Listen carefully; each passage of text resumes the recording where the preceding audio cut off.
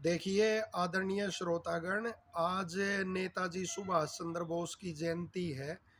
तो यह अवश्य चिंतन करना चाहिए कि क्या जिस उत्साह से और श्रद्धा से यह जयंती मनानी चाहिए, क्या देश के नेतागण उसी श्रद्धा और उत्साह से मना रहे हैं।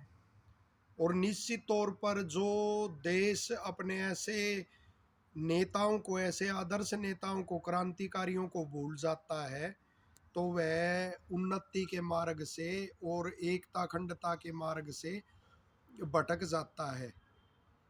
कितने कष्ट उन्होंने सहे क्रांतिकारी देशभक्तों ने। कभी मदन मोहन मालवीय जी ने कहा था कि क्रांतिकारियों का फांसी पर झूल जाना ही इस बात का सबूत है कि वो खुदगर्जी के लिए इस रास्ते पर नहीं आए थे, और उनका जो देश प्रेम है वह सच्चा था। और उन क्रांतिकारियों ने जो भी अंग्रेजों के साथ किया, चाहे उनके क्रूर जो अधिकारी थे उनकी हत्याएं की या और कुछ किया, तो इसका इस सारा जो उत्तरदायित्व है वह अंग्रेजी सल्तनत पर है।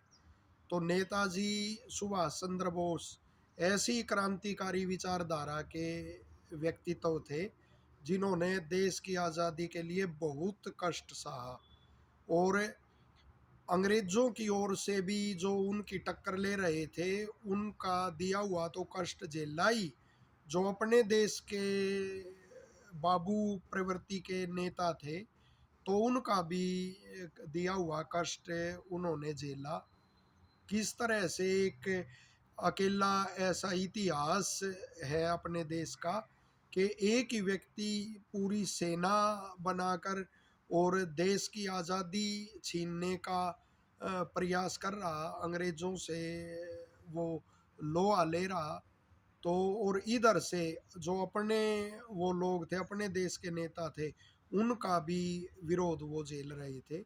कभी नेताजी ने ऐसे नेताओं के लिए ही कहा था, देश के नेता जो उनका विरोध कर रहे थे उनको, उनके लिए कहा था ये बड़े बड़े बंगलों में रहने वाले, ये नेता क्या जाने के बमबाजी का असर क्या होता है, ये क्या जाने के एक हाथ दूरी से, एक हाथ की ही दूरी से जब मशीन गनों की दंदनाती गोलियां चलती हैं तो उनका एहसास क्या होता है।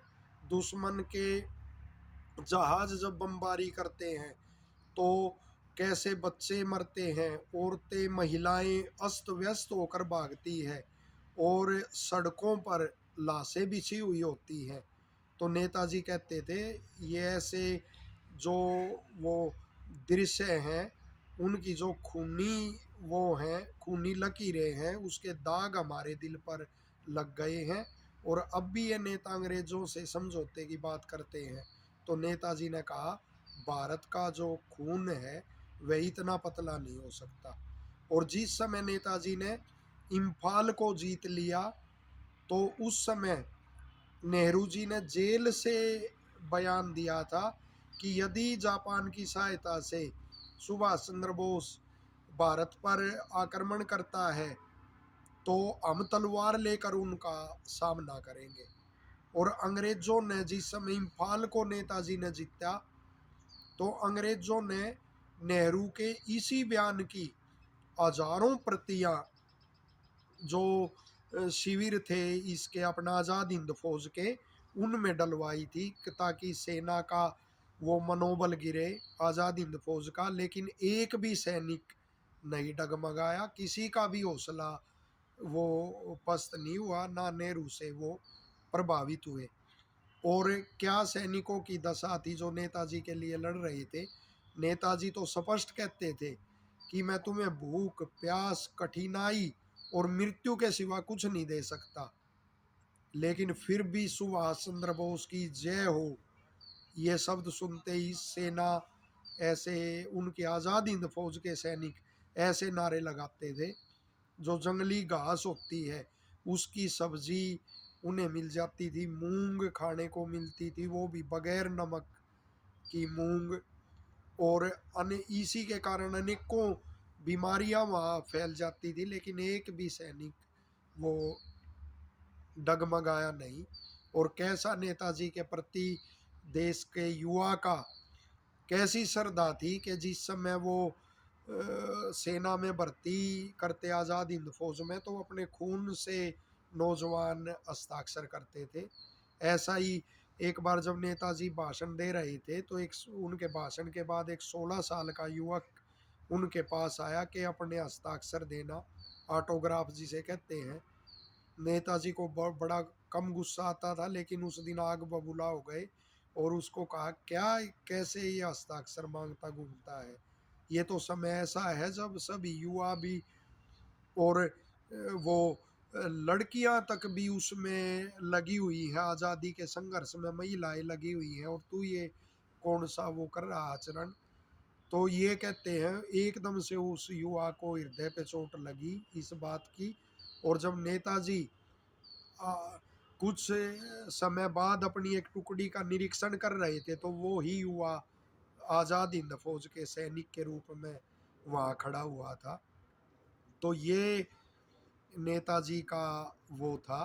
लेकिन कैसे उन्होंने कुछ देश के ही नेताओं ने कैसे उनके साथ वो आचरण और वो किया, और फिर देश को जो आज़ादी मिली, वो तो पहले तो बलिदान क्रांतिकारियों ने दिए, नींव रखी, लेकिन जो तात्कालिक जो कारण था देश की आज़ादी का, वो भी नेताजी का संघर्ष था।